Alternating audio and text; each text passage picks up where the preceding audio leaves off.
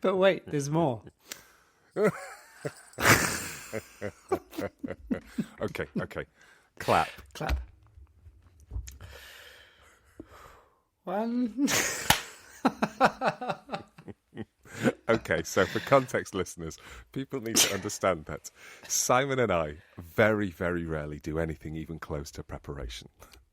This is the least prepared we have ever been, because I was walking the dog and I sent a text to Simon saying, when shall we talk? We could do it now. And he said, I can't, I'm drunk. And I said, okay, now then, straight away. It's not true, I'm not drunk. If you could see Simon's face like I can, you would be happy to say not only is his face quite red, but his eyes are like, and this is a phrase my dad would use, his eyes are like two little piss holes in the snow. Oh, this is just not right.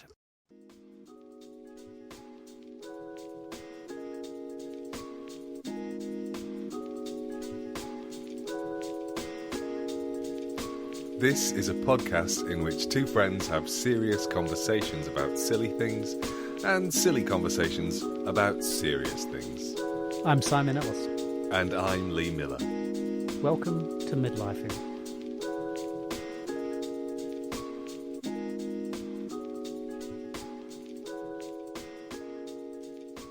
Do you like my little Easter bunny? Yeah, it seems moderately out of season, given that we are steaming towards Christmas. It's curious because I found it in my room and I hid it. I think it. Yeah. I was thinking about having it while we were recording. Did you hang about? Did you hide it from yourself at some point since you've arrived? No, I hid it from my siblings just in case they came to the room and gobbled it. That's the thing about when you're the youngest, right? Wow, I have no idea. This is a complete alien landscape to me. I never had to hide anything. Yeah, you have to eat quickly. You have to protect everything because it will be taken. It will be kicked. It will be Wow. Yeah, welcome to my world. I mean, I'd like to think it's slightly different as a 53-year-old, but evidently those roots go deep. You're hiding a Lindt chocolate bunny to make sure that your siblings don't get the munchies. I mean, the thing about, I mean, if I were drunk, like just, hypothetically, just if we were talking. Hypothetically. That, the danger, of course, is that what you think is funny is just totally unfunny for everyone else. So I'm slightly aware of that possibility. If I were drunk, I would be slightly aware of that possibility. Yeah, you would be aware of that if you were drunk, but you're not. And I would offer a caveat to that assertion, is that if not an assertion, it's a hypothesis. Sorry, if you were drunk, I wouldn't be, because it's 7:46 in the morning. How are you? I'm okay. I'm okay this week, thank you. How are you? I'm all right. I've been. I'm home alone now. I'm Corley McCulkin. Corley McCulkin. Is that his name? No. Did I get it right? No. Did I get it wrong? Yeah, you got it drunk man wrong.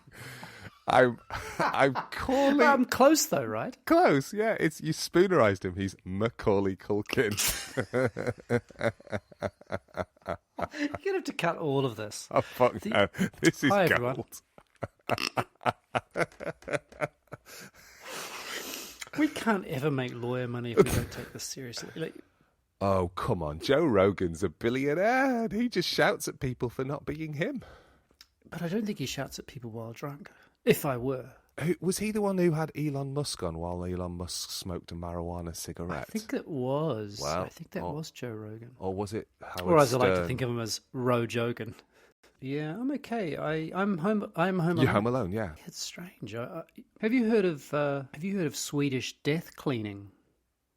No, I have not heard of Swedish death cleaning. Like it's kind of like trying to one-up Marie Kondo. Gotcha. And death cleaning is basically a very simple idea, which is that you clean your house with the very clear idea that you are going to die, and with the people who will have to clean up your house in mind. Wow. Yeah, and so the first time I heard it, it was more like you lived the last years of your life with them in mind and with the things that they would live with. But it's more like, as I understand it, a way of releasing people from the burden of, I'm just going to say, stuff. That presupposes that you have people to leave shit to, doesn't it? Which is an interesting thing. Because I think Bob and I would only be thinking, there's a house clearance team who are going to come around and sell all of this shit off or put it in a skip. Because that's what will happen when we die. Is that right? Yeah, I mean, who would we leave stuff to? We've got no children. And is that what you would want to happen? That idea of, he's just bitten the head off a lint bunny, everybody. Just the ears. Come on, he's not a monster. So I'm going to have to do some scrubbing of his side. Hello? Oh, God, I can't believe you just did that. You're not listening. That poor rabbit. Okay. Are you doing this with nieces and nephews in mind? I'm not doing it. I mean, is it are you thinking about it in principle? Yeah. In principle, I've got a niece and a nephew. Yeah, well, yeah. A young niece and nephew and others, but who I imagine, I don't know. We should check in with them, but I would imagine that they would have something to do, assuming we're even in the same part of, let's say, the same hemisphere. Yeah, that they would have something to do with my/our estate. Well, given that when I say our estate, I don't mean you and me. No, given the lawyer money that's coming, that's coming down the track. Yeah, but also you did talk about the fact that Ruby has already said that she'd want to be involved in looking after you in your dotage. Exactly. So dotage, what a strange word. So her relationship to your stuff is probably... It's not abstract. No, exactly. She's what, 17, 18? 2000. Yeah, 19. 19. 18, 19, yeah. So she's saying that now. Yeah, I know. When it's still quite hypothetical. Yeah, but also, if she can find that level of empathy and care in her body at that age, I can't imagine it's going to diminish unless you do something egregious. I mean, I think maybe it's just, it's more like it's just something to imagine, which is, I don't know, Lee. I mean, clearly the rationale for this conversation is that I'm deep in the middle of someone who didn't death clean. Well, I figured that this was a thing given how many photographs of photographs I've been sent recently, which tells me that you're... Apologies. No, I love it, but you're going through a process of rediscovering. Yeah, I'm actually doing the easy bits at the moment, not the photographs. I'm doing the easy things, which is just cupboards that are just full of stuff that needs to be thrown out. And it took me 2 days with the pantry, 2 days in the pantry. Yeah, God, I bet. Looking at all those spices. Exactly. And there are so many little bottles of Tuscan herb mix that one person could have. Oh, it breaks my heart, actually. Yeah, sweet, man. It's just how we live, isn't it? Yeah. This is the bit that nobody really tells you about, is it? Nobody tells you about the going through a spice drawer. Yeah. I mean, I don't mind. It's pretty amazing. But it is a burden. No question. It's a burden of someone, Gabriel, who how do I say this? Who believed deeply in, I'm gonna, like, kind of collecting the things of our lives. Yeah. That one day they would matter. But when you get in that habit, you end up with a dice and an eraser from when I reckon I was about 6 or 7 or 8 years old. What does one do with that? Yeah, because to throw it in the bin is to not honour the fact that it's been kept. Oh. But then at the same time, to keep it is to just drag somebody else's psychic concerns with you through life. And you're just effectively saying, okay, Ruby, you deal with this. It's exactly what I would be doing. Yeah. That's exactly what I would be doing. I don't know how to be in a relationship with this object, so I'm going to store it and I'm going to leave you to deal with it. And then she will look at it and go, shit, well, Simon kept this, so it's obviously important. And then... Chocolate and wine are not a great mix. No, because one cools your mouth down and the other one really needs a warmer mouth. And Lindt chocolate has a quite plasticky mouthfeel. Mm. It's not Cadbury's. Yeah. That's are you saying that you because of you, I'll just call it your life situation, but none of that becomes a concern for you? It's not that it's not a concern. It's not that I don't look at the thousands of books that sit against the wall in our front room. I can see a good chunk of them just behind you right now. And this is, is barely scratching the surface. It's not that it's not a concern. I think it's more that when I think about the idea of the Swedish death clean, I realise that there is nobody who will inherit the detritus of my life. If we were to leave everything to Bob's nephews, at the moment she has 2 nephews, a set of twins, they are 6, coming up 7. Yep. It's impossible to imagine who they will become as human beings. They're so, they're so unformed, like most 6-year-olds, 7-year-olds. They're just Paw Patrol and noise. I went to stay at their house not that long ago, and I'd gone out to. Oh no, that was it. I'd been in Portugal, and I was flying into Manchester Airport, and they live quite near Manchester Airport. So I got a taxi to their house, let myself in, and they were well asleep by this point. The whole house was well asleep by this point. But I got into to the room that I was staying in, and they'd left a packet of Haribo on my pillow because they'd heard that in a posh hotel you get mints on the pillow, but they didn't have any mints, but they did have a little bag of sweets, so they left a little bag of sweets on the pillow for me. Very cute. How can I not think that they're adorable? But the imagined relationship to the end of my life and them is so it's just it's sort of meaningless. It is. And so I'm left with then thinking it's going to be a commercial endeavour. People are going to be paid by the estate to come in and clear things out. There will be, a process whereby the designer... It will be a red letter day for second-hand shops, wherever you are. It will be. And also there'll be some auction houses who will receive art and will receive furniture of note. So that means you would have an estate, though, right? We have 2 properties at the moment, and by the time my parents die, which I genuinely hope happens well in advance of me dying, because that's the natural order of things, I will then have their estate as well. So that's a lot of shit to, I mean, I don't just mean that's a lot of shit as in the things inside of it, but the legal stuff. There's the legal materiality of that. And when you don't have children, what happens? Where does that stuff, money, etc., go? And that's what wills are for. So we make a decision about... Have you got a will? We have a will at the moment. Yeah, we do. We will need to rewrite the will relatively soon because the will that we've got is a bit loosey-goosey.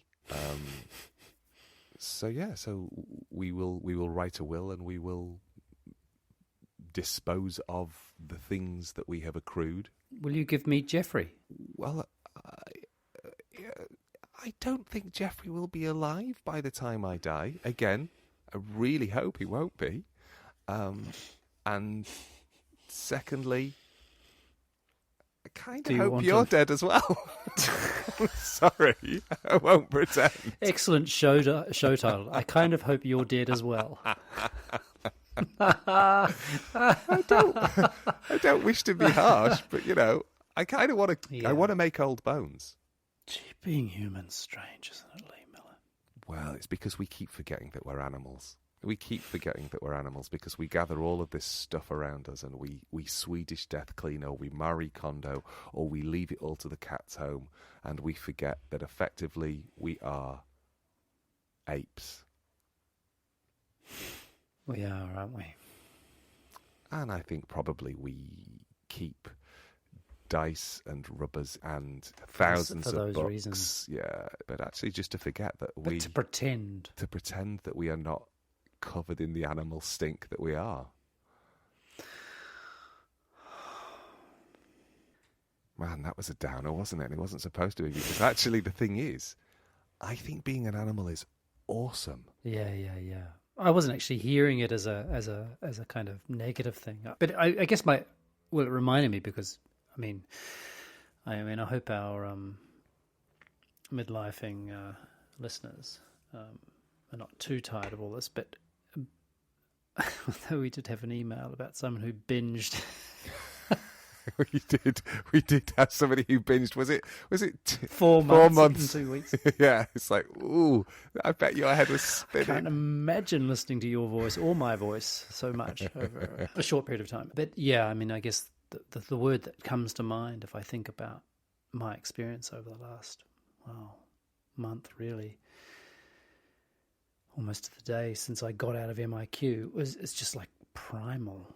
Like it's so animal, in the sense of it's like a reduction to basics. And I think the thing about the looking at the things in the house is that it feels like it pulls me out of that primality. Is that a word, primality? I think the word might be primordial, wouldn't it be? That primordialism, that that very, very profoundly human, animalistic thing where you're just dealing with death and just goneness, and yes, it's something really. It's like it's a. I think the word would just be primal. I think you would just say that primal experience. I was just thinking about you saying the stuff pulling you out of the primal. That the materiality that kind of links us to a head space rather than a meat space. Yeah, or a felt space. Yeah. Like it yanks me into humanness. Yeah. And the stuff of being human and memory and nostalgia and aging and consciousness, that I'm aware that I was aware. I'm aware that happened in 1975 or, in fact, whatever the year was, but around that time. And that feels a long way from, the very, as I say, primal care of someone dying or them caring for me as they are dying. Yeah. That's instinctive and powerful, and you know what I mean? Yeah. Yeah, and so you're there now until what, the beginning of December? Yeah, early December. We'll be on the same time zone. We can get drunk together. Yay! So what's? Apart. Although maybe we could actually, maybe we're due an actual. Could we do that? Why wouldn't we? How would we? What would the setup? Would we have our own? We'd sit opposite each other. Opposite each other with our microphones. I would bring this with me. I don't know what that is. Oh, I'm going to show. I know it's a bag, but. So I would bring my Zoom. Oh. I would bring my. Nice zip sound. Sure. I've got 2 of them. We would sit opposite one another. Have you got little stands to put them on? You are an audio geek. I am now. I didn't mean to be. Well, that would be. Maybe that's our we Christmas could do that, episode. couldn't we? Yeah. Yes. Yeah. I feel like there's been a lot of what's going on in my life. Again, like last week. Not surprising. Yeah. But what's big for you? Stuff that I can't talk about on a podcast.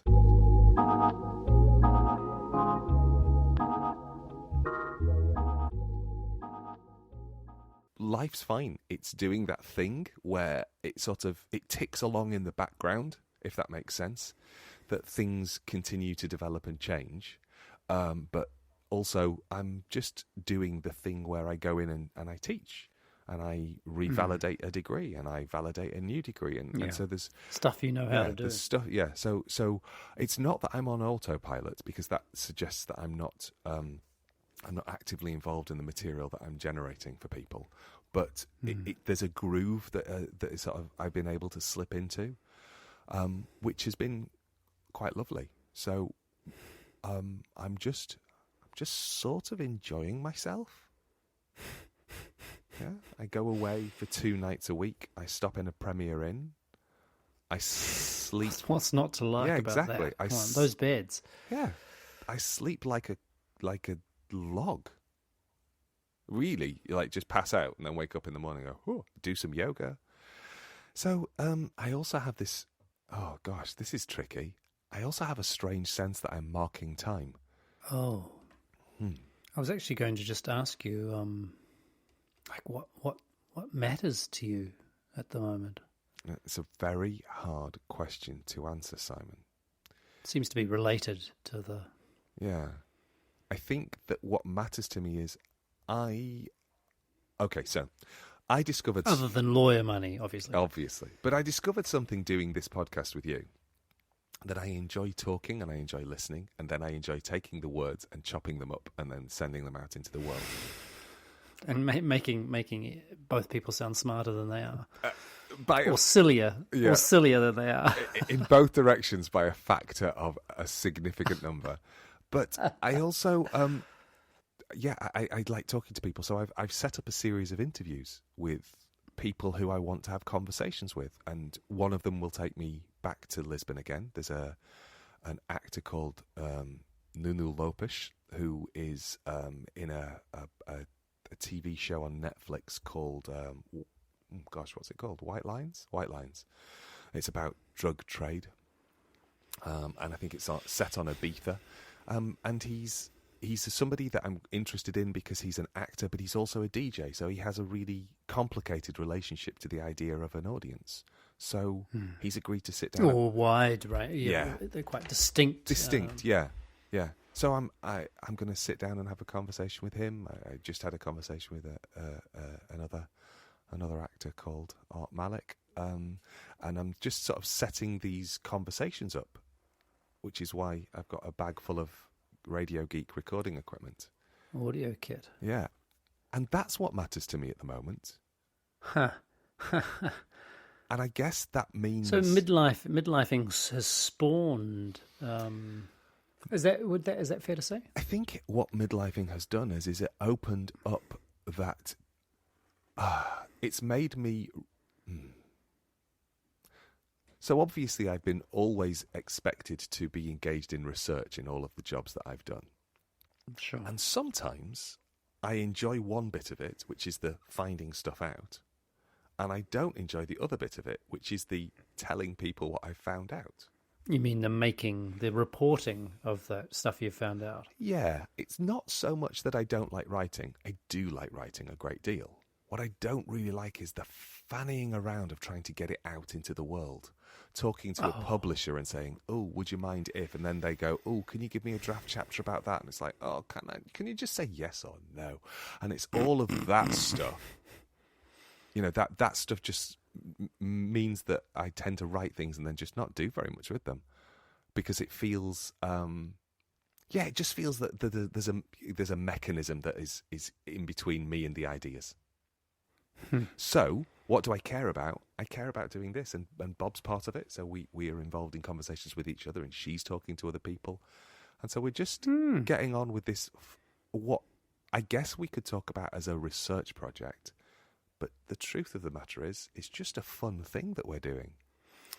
But and when I said what matters, and then you've just said what you care about, are they the same thing? I'm assuming they are. Like what matters to someone is what matters to someone is what we care about. I think they're the same thing. They're the same thing because you know, I guess I don't know how else to answer what matters to me without other than keeping the roof over my head and food on the table. That matters. Sure. You know, sure. Staying healthy and safe, that matters. Those kinds of things. But like, I assume that we all are on the same page with those. I'm always been surprised at no. Oh, that's going to sound a little bit mean. Say it. No, I just love how much you've just gone with midlife. You've gone, and you've done the editing, and each week it's happened quite quickly. So I'm thinking in comparison to a certain part of our professional life. ULs and FLs. What Simon is referring to here is that we are on a piece of software called Trello together, where he will regularly leave me jobs and I will regularly ignore them. There is Ignore them. I mean, I won't even pretend at this point in my life that I forgot or I didn't notice. No, there's some things I read and just go, I don't want to. And I feel there's like 30% of me that feels bad about that. Particularly faithful listeners. I don't care about the unfaithful listeners so much, but there's also a point where I've even said, would you like me to do this on your behalf? And you've just ignored that as well. You can't even go, yeah, okay. That's because I am so riddled with guilt that I can't say yes, please. And I think, nope, I will deal with it. And then I switch off that particular application on my computer and forget all about it because I am really good at compartmentalizing. I didn't know quite how good I was at just going, that has gone